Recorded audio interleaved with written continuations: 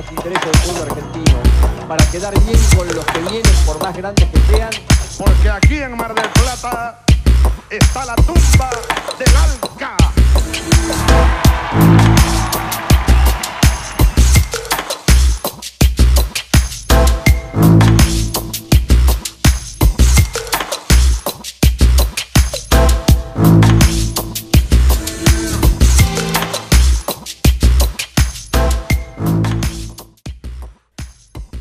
Hace 10 años, la suerte política de la región se jugó en Mar del Plata. En esa ciudad balnearia de la costa bonaerense tuvo lugar la cuarta cumbre de las Américas.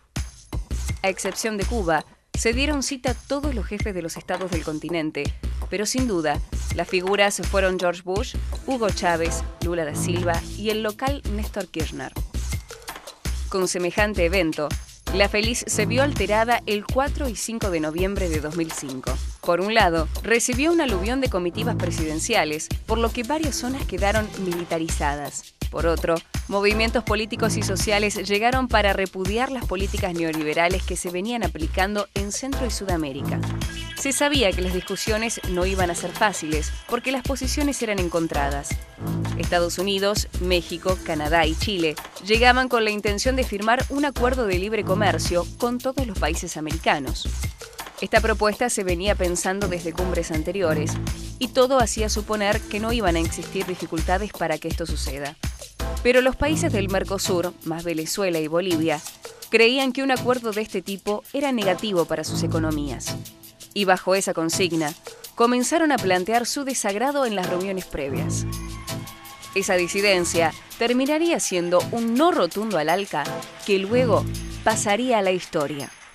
Bueno, Jorge, esta entrevista tiene que ver con un programa especial de los 10 años de la cumbre de Mar del Plata y la idea es saber cómo se fue forjando ese final que hoy tanto se recuerda, que tiene que ver con el no al ALCA, la idea de decirle no a un acuerdo de libre comercio principalmente con los Estados Unidos, o al menos que era el país ese que más lo impulsaba, y por eso la idea de consultarlo a usted, porque si bien todo terminó en esa cumbre, el proceso había empezado antes y usted participaba justamente de esas reuniones anteriores.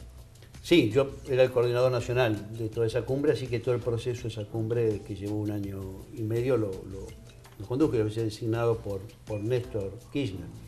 Recordemos muy brevemente que la propuesta del ALCA la enuncia Bush padre, la pone en marcha Clinton y le fracasa a Bush hijo. La primera reunión pro-ALCA fue en Miami en el 1994. Fueron 34 presidentes, todos estuvieron de acuerdo. Son todos los países de América menos Cuba, que ni era invitada ni quería participar. Hay una segunda cumbre donde sigue el desarrollo y se sigue apoyando el ALCA, que es en el 98 en Santiago de Chile. Hay una tercera cumbre en el 2001 en Quebec City, Canadá. En esa cumbre, por primera vez, aparece un país que firma con un asterisco y dice yo no participo, no acompaño el consenso, que fue Chávez, la Venezuela de Chávez, que había ya estaba en la presidencia. Y en esa cumbre del 2001, por primera vez, hubo también afuera manifestaciones masivas de los que se llamaba globalofóbicos y que estaban en contra del ALCA. Por primera vez hubo presencia masiva de manifestantes en contra. La cuarta cumbre, que es la de Mar del Plata, es una cumbre que se compromete la Argentina a realizar en el 2001, la compromete de la Rúa, que al principio había dudas porque Argentina hacía una gran crisis, pero que Néstor decidió realizarla, obviamente con el apoyo nuestro y el asesoramiento positivo nuestro. Hagamos la cumbre, hagamos la cumbre. Primero quisimos mostrar que estaba cambiando el paradigma. La cumbre venía con el paradigma de los 90, el paradigma de apertura, desregulación, privatización. Nosotros quisimos cambiar el paradigma y por eso la cumbre tuvo un lema que se llamó crear trabajo para enfrentar la pobreza y fortalecer la democracia. Ese fue el lema, que era una cosa distinta. El trabajo es una cosa que había sido invisibilizado en los 90 porque en realidad había mucha desocupación y mucha precarización laboral. Hacia el mediados o fin del 2004, claramente las negociaciones comerciales, técnicas, por alcanzar el ALCA estaban estancadas. Y estaban estancadas, había una copresidencia de Brasil y Estados Unidos, porque claramente no era un acuerdo beneficioso para varios países, sobre todo para los países del Mercosur. Los países del Mercosur somos grandes exportadores de alimentos. Estados Unidos es un gran exportador de alimentos y no somos complementarios en eso. Somos competitivos mutuamente. Y obviamente el acuerdo que proponía Estados Unidos era un acuerdo en los términos de Estados Unidos. Es decir, era un acuerdo de decir, hagamos una ley de libre comercio, ustedes vienen atrás, yo voy adelante, yo impongo las condiciones.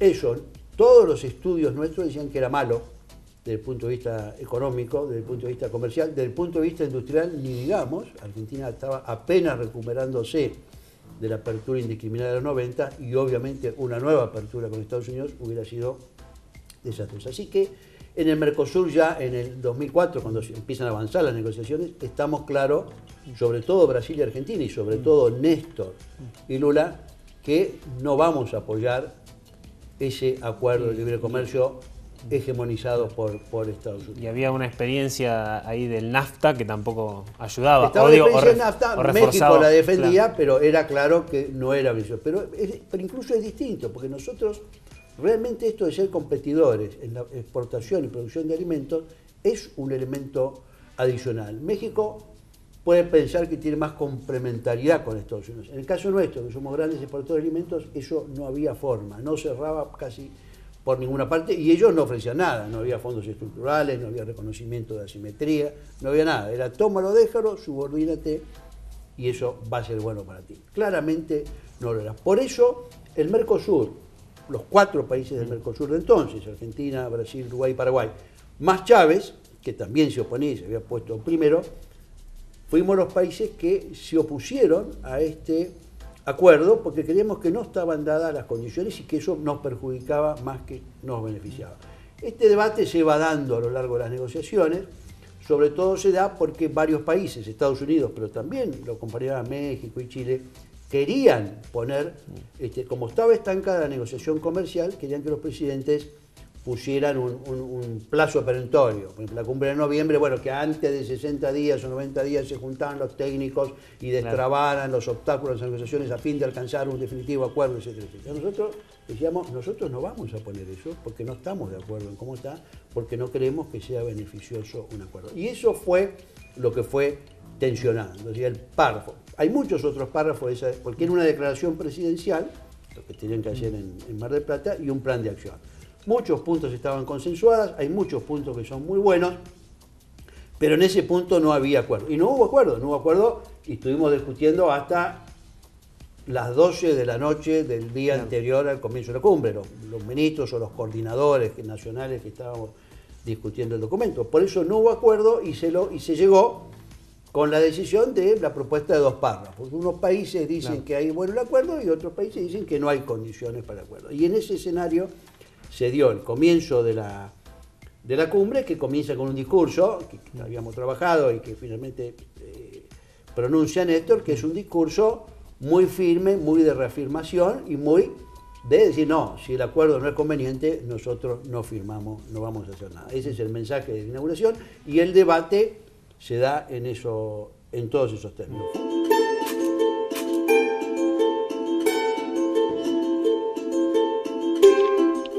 Los analistas insisten en remarcar que, en ese tiempo, no era tan fácil ni cómodo criticar a las políticas que los Estados Unidos tenían pensadas en el continente. En ese momento, fue clave la fortaleza demostrada por el Mercosur y Venezuela. Fue un debate complejo, difícil, porque éramos 5 contra 29. Pero los 3, Néstor, que era el dueño casi, por lo tanto muy importante, porque el país sede es el que propone el documento y que logra los consensos y que tiene un rol fundamental, Néstor, Lula y Chávez tenían una gran coincidencia en que no había que ceder, había que mantenerse firme, y esto fue acompañado por Tabaré Vázquez, que era el presidente, la primera vez era presidente de Uruguay por el Frente Amplio, y por Duarte Frutos, el entonces presidente de Paraguay y hoy embajador de Paraguay en la Argentina. Los 5 se mantuvieron firmes y bueno, y finalmente entonces no hubo acuerdo, aunque obviamente en las últimas semanas hubo una serie de idas, vueltas, mensajes, presiones indirectas tratando de volcar la opinión, básicamente la nuestra, que era la del país sede. Muchas veces usted relató que cuando se iniciaron esas conversaciones, los que estaban impulsando el ALCA, un poco que se estaban como confiados o tranquilos, o como que no creían verdaderamente que iban a que la negativa se iba a mantener hasta la llegada. Obviamente no. Claro. Ellos pensaban, bueno, que finalmente no se iba a firmar el ALCA Mar del Plata, que es lo que estaba previsto, y que entonces sacar una declaración donde hubiera un impulso para una próxima negociación era una cosa razonable. Pero desde el punto de vista nuestro, eso no era aceptable, porque claro, eso era, primero, mentir a la población, decirle que algo que no era beneficioso, y dos, generar una expectativa que nosotros creíamos que no había que tener, porque tal como estaba planteado los términos del acuerdo, realmente un acuerdo inaceptable para Argentina. En lo económico, y también uno tiene una serie de análisis políticos y de todo tipo, pero digamos, era claramente inaceptable. Cuando uno lo mira 10 años después, ve que esa decisión era una decisión estratégica y que para mí claramente fue correcta. ¿Por qué? Porque cuando se toma el ALCA en el 2005, todavía estábamos un poco bajo el influjo de la caída del muro, de la única superpotencia, del mundo unipolar. Hace 2 años Estados Unidos había atacado Irak por su propia decisión, incluso cargándose Naciones Unidas. Entonces, la idea del peso y lo que planteaba Estados Unidos, de bueno, vengan a la cola mía y eso es lo que corresponde, tenía un peso fuerte. Nosotros entonces pensábamos realmente lo que después se comprobó en la realidad, que lo que venía, a pesar de que eso parecía un mundo unipolar y una gran superpotencia muy consolidada, que íbamos paulatinamente a un mundo más multipolar, sobre todo en lo económico, un poco menos en lo político, pero que ese mundo unipolar iba a cambiar y que nosotros, por lo tanto, no teníamos que subordinarnos a Estados Unidos, sino que teníamos que formar un bloque de iguales, porque sí hay que hacer bloques y hay que integrarse, y que ese bloque apostara a un mundo más multipolar, que viera los países emergentes, que viera lo que pasaba en Chile, habíamos ido a China con Néstor en el 2004, que viera lo que pasaba en la India, en Rusia, en los países árabes, en Turquía, en fin, en la misma región, y que entonces a nosotros no nos convenía claramente perder esas oportunidades y perder la autonomía de decidir relaciones y acuerdos múltiples con distintos países, lo que nos daba a nosotros una idea de que en el futuro vamos a tener muchas oportunidades.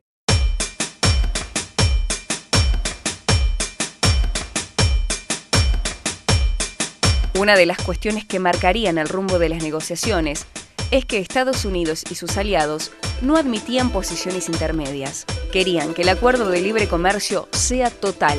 Esto endureció ambas posiciones e hizo prácticamente imposible una salida común. Cuando ustedes plantean esta negativa y arman este conjunto de países que se estaba justamente oponiendo a esta situación, ¿no hubo una instancia de nuevas negociaciones o de buscar un acuerdo equilibrado? ¿O siempre era, o es un acuerdo de libre comercio total, o no, es lo que ustedes planteaban? Ellos ¿Nunca hubo una posibilidad de algo intermedio? No. De hecho, ya había otro fracaso, porque mientras se da la negociación multilateral en relación al ALCA en las Américas, también está en marcha la ronda del desarrollo de Doha, y en el 2003 ahí está la reunión de Cancún, ministerial de la OMC, y esa reunión, que también se suponía que estaba negociando una liberalización comercial y que teóricamente iba a dar, los países desarrollados iban a hacer una serie de concesiones para que los países exportadores de alimentos pudieran vender sus productos. Nada de eso sucede, se estanca la negociación ministerial de Cancún en el 2003 de la OMC, y de hecho ahí se forma lo que se llamó el Grupo de los 20, no el Grupo de los 20 que ahora es la cumbre de finanzas, sino el Grupo de los 20 dentro de la OMC, que era un grupo de países exportadores y productores de grandes de alimentos. O sea que ya estaba estancada la negociación. Lo que ellos querían era un aval político y forzar, sin conceder más cosas, forzar un sí, en realidad por razones más políticas y estratégicas que aceptáramos la subordinación. La verdad, era un mal acuerdo y no era conveniente para Argentina ni para el mundo.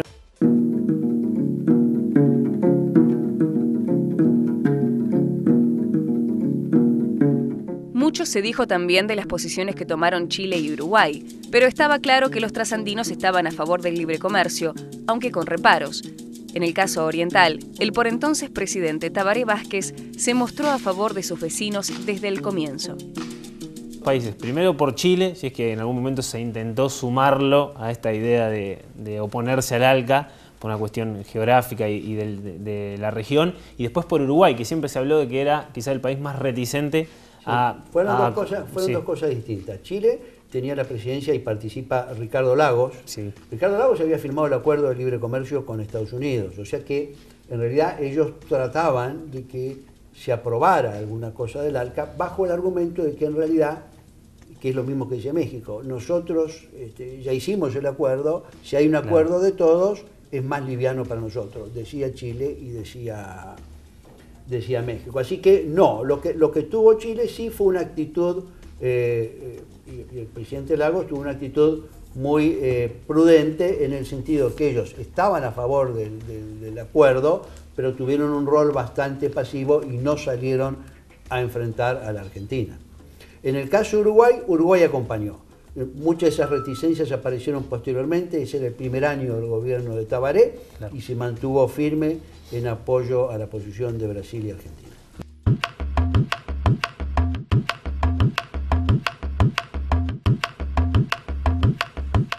La cumbre arrancó con el discurso de Néstor Kirchner. El presidente argentino de entonces cuestionó el consenso de Washington y las políticas que habían hecho quebrar a los países de Latinoamérica. Esas palabras marcaron el tono de lo que iba a venir después, la construcción de perfil propio de un grupo de gobiernos que empezaban a mostrar un camino distinto. Para meternos en lo que fue la cumbre, le quería pasar un video. Y nuestro país en particular es prueba trágica del fracaso de la teoría del derrame. Nos hacemos cargo como país de haber adoptado esas políticas, pero reclamamos que aquellos organismos internacionales que al imponerlas contribuyeron, alentaron y favorecieron el crecimiento de esa deuda, también asuman su cuota de responsabilidad. Siempre quedó la sensación, y a veces Chávez cuando cuenta un poco se ríe de la situación, digo, ¿Estados Unidos sabía lo que venía? ¿Sabían que iban a estar este tipo de discursos? Sabían que nosotros rechazábamos toda posibilidad de incorporar un párrafo sobre el ALCA. Lo que yo creo es que ellos en todo caso pensaron, sobre todo la Condoleezza Rice, que era la secretaria de Estado, que ellos nos iban a doblar el codo. Claro. Y que iban a lograr algo sobre el final presionando y decían, bueno, estamos saliendo y no bajamos, pero digamos, ellos sí sabían que nosotros habíamos dicho muy claramente, habíamos hablado mucho no solo con el Departamento de Estado, sino con el Tesoro y con todos los organismos. Habíamos invitado a la OIT, estábamos claramente en contra de todo lo que planteaba el fondo. Eso había sido muy, muy expresamente marcado y nosotros dijimos, no vamos a poner eso. Ellos tuvieron muchos elementos y sabían que iban a encontrar un terreno donde eso no iba a ser aceptable. Yo creo que ellos pensaron que, basados en viejas tradiciones, finalmente iban a lograr doblar el codo y poner alguna cosa a favor que saliera para adelante. Pero la verdad es que la situación nuestra no teníamos mucho margen de maniobra, porque no podíamos decir está medio embarazada, digamos.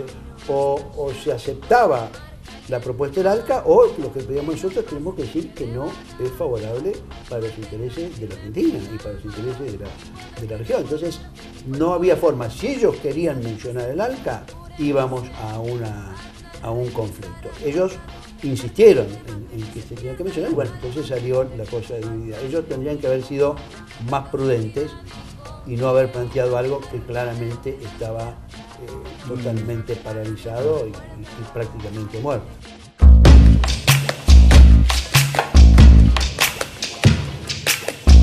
El otro dato sobresaliente de aquellas jornadas fue la realización en paralelo de la llamada Contracumbre o Cumbre de los Pueblos, Decenas de miles de personas llenaron el estadio mundialista para presionar a los jefes de Estado. Se destacó la presencia de Evo Morales, que todavía no era presidente, Maradona y Silvio Rodríguez. Más allá de los discursos de los presidentes, durante los 2 días de la cumbre, ¿sí hubo una continuidad de las negociaciones, digamos, una insistencia en el último momento, o ya después en ese momento ya...? No, era más bien cómo se debatía y cómo resultaba el hecho, pero estaba claro que desde la noche anterior que no había acuerdo, que no había punto de consenso en relación al que por eso quedó esa redacción. Lo único que se negoció es que los párrafos, el párrafo 19, que es el que muestra la diferencia. Claro. Unos países creen que hay que hacer un acuerdo de libre comercio y otros países creen que no están dadas las condiciones. Punto. Y ahí se quedó. Lo demás fue en realidad un debate acerca de cuál era la situación del hemisferio y qué perspectiva había que tener para adelante. ¿Ayudó o no ayudó o qué rol terminó jugando la contracumbre o la cumbre de los pueblos que se dio en paralelo? Ese es un tema de interesante debate. Ya las cumbres de los pueblos venían de antes. Eso es una sugerencia que, recuerda, frente a Davos, frente a las conferencias de Davos que se sentó a los principios de año en Suiza, que es un encuentro empresario, se organizó lo que se llamó el foro de Porto Alegre, o sea, la cumbre social de Porto Alegre. Y esto fue como una contrapartida social y de los movimientos populares frente al encuentro empresario de Davos.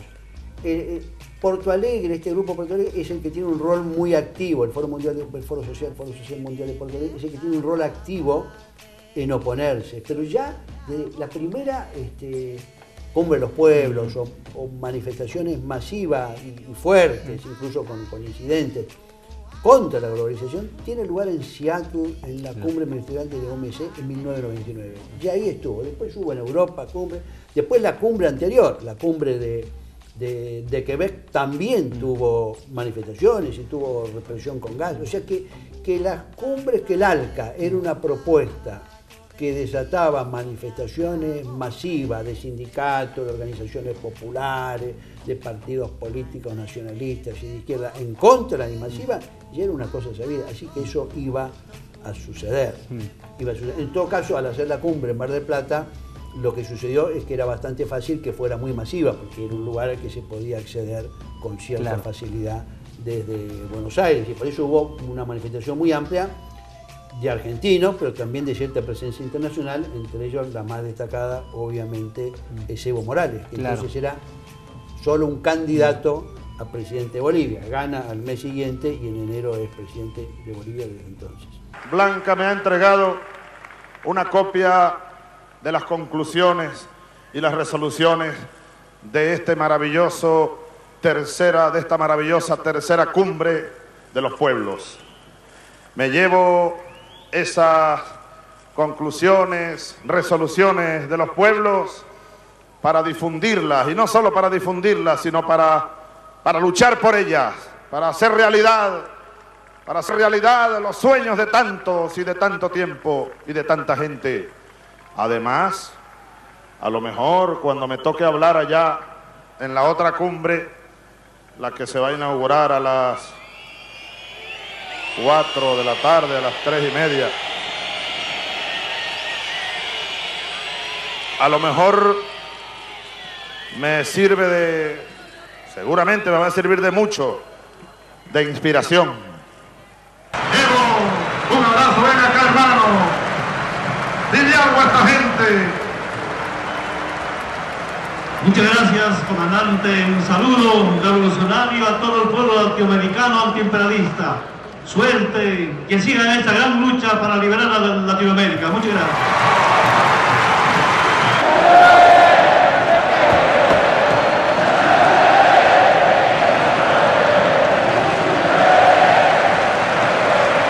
Ven acá, Diego, ven acá.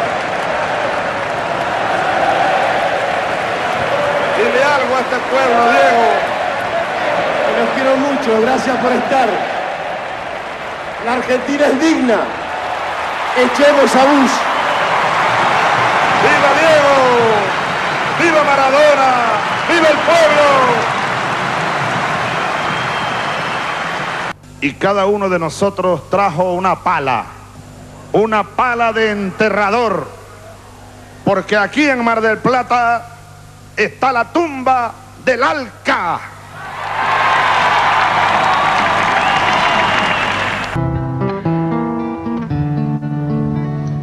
En el borde del camino hay una silla, la rapiña melodea aquel lugar, la casaca de un amigo está tendida, el amigo no se sienta a descansar, sus zapatos desgastados son espejos que le queman la garganta con el sol, y a través de su cansancio pasa un viejo que le seca con la sombra el sudor.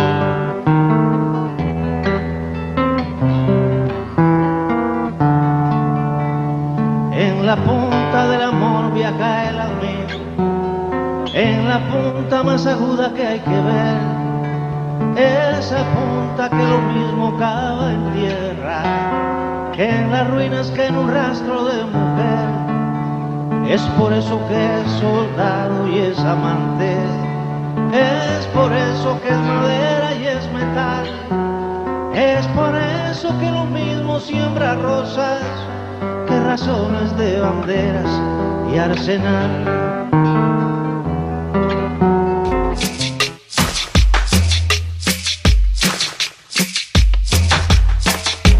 El rechazo al ALCA también sirvió para sellar una alianza política entre Chávez, Lula y Kirchner.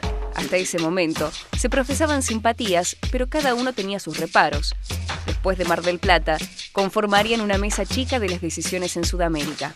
Le pregunto por la relación sobre los presidentes. A partir de esa cumbre también hay un antes y un después, digo, en la amistad entre Chávez, Néstor, Kirchner y Lula, o eso ya venía desde antes. Venía de antes, ahí se consolida, y ahí lo que se produce es el acercamiento de Chávez al Mercosur. Chávez no tenía mucha simpatía por el Mercosur, lo veía como un organismo de los 90, nosotros le decíamos, y Néstor le decía que estábamos cambiando, que estábamos buscando otra perspectiva, pero él realmente se convenció de la necesidad de acercarse al sur y de buscar una mayor integración con el sur, con la cumbre. Y también la repercusión local, ¿no? y que tuvo la cumbre, en el sentido de, también fue una especie de un antes y un después para el kirchnerismo, de cara a lo que después iba a venir, ¿no? Como que también logró consolidar ahí como un perfil que quizás no estaba tan claro en los 2 primeros años. Sí, bueno, creo que fue una decisión. De todas maneras, las elecciones ya habían pasado, ¿no? Las elecciones son octubre del 2005 y habíamos tenido un éxito grande, ¿no? Con la candidatura de Cristina, senadora en la provincia de Buenos Aires. Yo fui candidato a diputado, así que me acuerdo de esa elección, y fue un gran triunfo que consolidó, le dio, consolidó el poder político. Acá hay que acordarse que veníamos de perder las elecciones que vienen en abril del 2003. Ese fue el primer triunfo, y sin duda en el 2005 se produce el primer canje de deuda, se produce el triunfo electoral, se produce el pago al fondo un poco después de la cumbre, y se produce la cumbre. O sea que hay un conjunto de hechos que fortalecen mucho al gobierno, que nos iniciamos en el 2003 bajo una perspectiva del resto del mundo que nos miraba como alguien, un condenado a muerte que está esperando a ver cuándo se muere, y que nosotros decíamos no, vamos a salir, nos creían poco, pero a partir de entonces yo creo que ya sí nos creyeron más. Y a partir de ahí también la idea de consolidar la idea de la integración regional, porque de ahí se consolida el Mercosur y se viene lo de una UNASUR. El no al ALCA, más que el no al ALCA, es el sí a fortalecer el Mercosur y es el sí a la creación de la UNASUR. Era Néstor un buen conspirador. Estábamos en Mar del Plata. El plan era enterrar el ALCA, pero éramos un grupito como mosqueteros, como 3 mosqueteros contra un batallón. El batallón aquel que venía lo dirigía George Bush, y nosotros éramos 3, 4, no pasábamos de 5. Es decir, Néstor, Lula, Tabaré, el paraguayo Nicanor apoyando allí, y yo. Teníamos que parar el ALCA y enterrarlo en Mar del Plata. Y la batalla fue muy dura, 8 horas de batalla.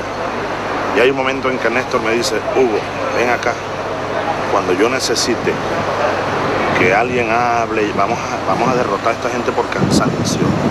Le digo, cuenta conmigo. Y aquí no nos vamos hasta que no los derrotemos. Al Bush y su gente, ¿eh? Todos los presidentes, casi todos, menos nosotros aquí. Y me dice, cuando yo necesite que tú hables y hables y hables, para cansarlo, te doy la palabra, sin que tú la pidas. Le dije, trato hecho. Me la dio como 3 veces. ¿Tienen la palabra al presidente de Venezuela? Yo, ajá. Y yo habla y habla, media hora, 1 hora. Como yo hablaba, Bush se paraba. No le gustaba oírme a mí. Y lo fuimos cansando y los derrotamos. Era un buen conspirador, era un gran patriota. Yo creo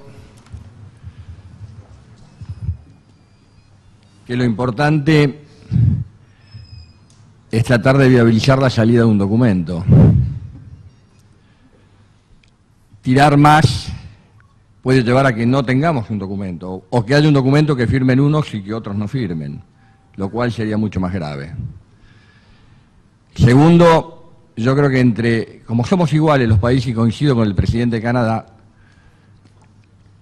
y voy a utilizar un término muy argentino, patotear por una simple mayoría ideas que tienen que ver tanto con la vida de nuestros pueblos, es una cuestión absurda, casi anticultural, y muy poco ayuda a la convivencia de todos los pueblos y la convivencia democrática de todos. Por eso lo que dijo el presidente de Guatemala, en su segunda parte de lo que él expresaba, que lo que dijo el presidente de la República Dominicana, lo que escuché de otros presidentes, me parece que es muy importante. Si realmente nos interesa, acá hay 2 cosas. Nos puede interesar llevarnos una declaración sobre el ALCA de cualquier forma, por cuestiones políticas que por ahí uno no sabe. Por eso yo dije que hay que hablar sin hipocresías y con claridad.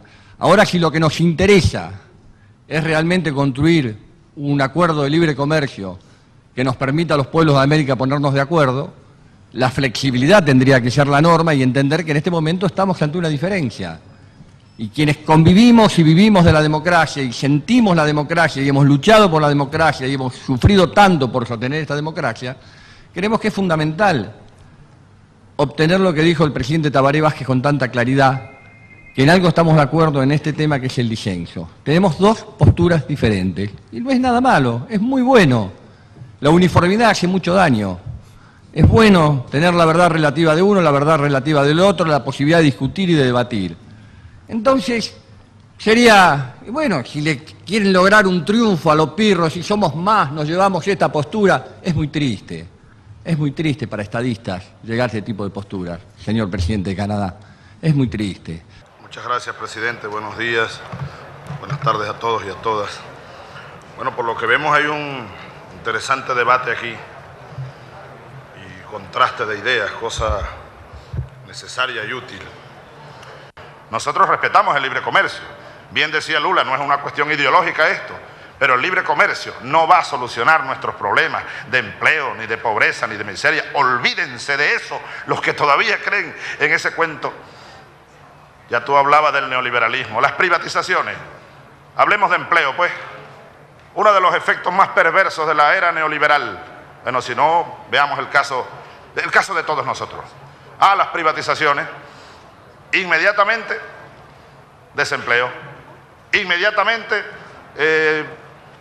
por la eficiencia económica, la flexibilización de las normas laborales, eliminación de prestaciones sociales, de reconocimiento a las luchas de los trabajadores de un siglo, se los borraron del mapa con los acuerdos aquellos con el Fondo Monetario Internacional, las llamadas políticas de ajustes estructurales, veneno, verdadero veneno para nuestras economías y para nuestras sociedades.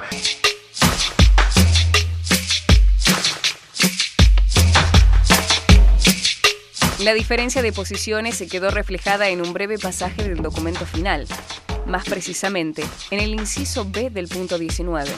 Allí, algunos países dejaron plasmado su rechazo a un acuerdo de libre comercio para las Américas. Sostenían que todavía no estaban dadas las condiciones necesarias para lograr un acuerdo de libre comercio equilibrado y equitativo. Lo voy a molestar, no sé si igual está grande la letra, así también queda grabado. A ver si se acuerda de este párrafo. Otros miembros sostienen que todavía no están dadas las condiciones necesarias para lograr un acuerdo de libre comercio equilibrado y equitativo, con acceso efectivo de los mercados, libre de subsidios y prácticas de comercio distorsivas y que tome en cuenta las necesidades y sensibilidades de todos los socios, así como las diferencias entre los niveles de desarrollo y tamaño de las economías. Este es el punto B del párrafo 19. Este es el que nosotros no retrocedíamos de afirmar. Si vamos a hablar del ALCA, vamos a decir esto. El rechazo al ALCA marcó una bisagra para América del Sur, Centroamérica y el Caribe. En términos concretos del Mercosur, el bloque se consolidó y terminó con la anexión formal Venezuela. También llegó la creación de la UNASUR, donde Néstor Kirchner fue elegido primer secretario general. Este flamante espacio sirvió en los años posteriores como reaseguro de la democracia frente a intentos de desestabilización internos y externos. En definitiva, la cumbre de Mar del Plata reorganizó la geopolítica de América y sus resultados siguen vigentes. Van a cumplir 10 años de la batalla del ALCA, que ya tenía antecedentes en grandes movimientos populares, campesinos, sindicales, que en las calles, finales de los años 90, ya estaban pintando las calles con la consigna no al ALCA. Hace 10 años el debate sobre el ALCA y el entierro del ALCA en Mar del Plata ha sido una esperanza, un amanecer para los pueblos de América Latina, que separó las políticas del capitalismo, del imperialismo. Y saludamos a los presidentes, expresidentes, hasta presidentes que en paz descanse, como Hugo Chávez, como Néstor Kirchner, pero nos dejó un camino a seguir y las nuevas generaciones tienen la obligación de seguir liberando a nuestros pueblos. Fueron Néstor Kirchner, Luis Ignacio Lula da Silva y Hugo Chávez quienes concibieron la necesidad de superar el consenso de Washington, supuesto consenso en el cual, para vergüenza nuestra, no participó ningún latinoamericano y le llamaron consenso. Esos tres inmensos latinoamericanos, Hugo Chávez, Néstor Kirchner, Lula da Silva, juntos lograron derrotar la propuesta del ALCA y allanar el camino para la construcción del UNASUR.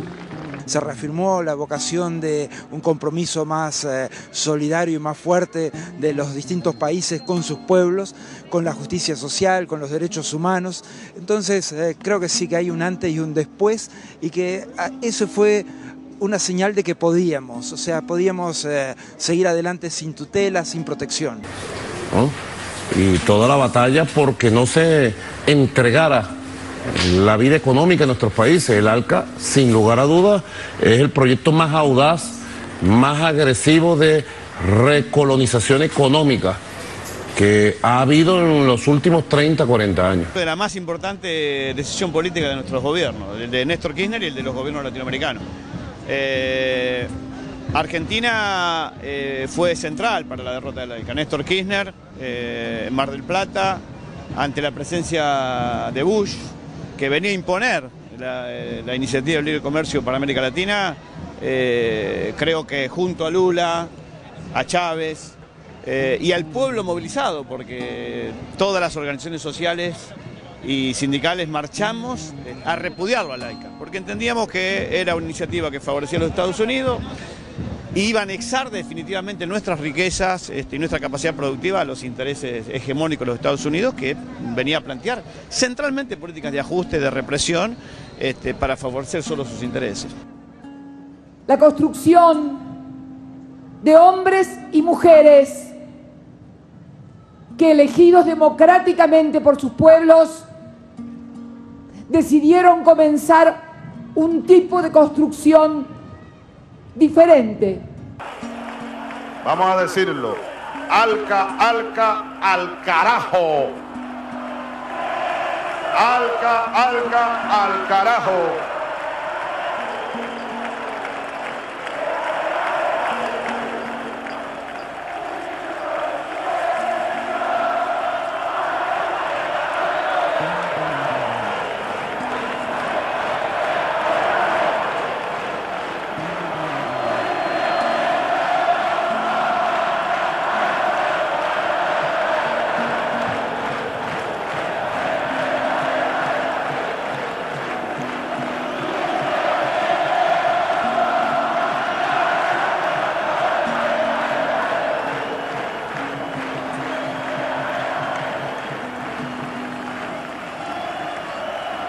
¿Quién enterró al Alca?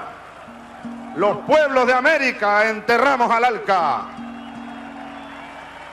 Hoy, aquí en Mar del Plata, yo no sé lo que es el destino.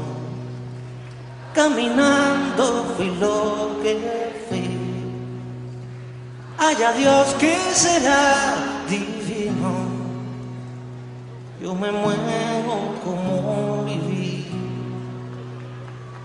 Yo me muero como viví. Yo me muero como viví.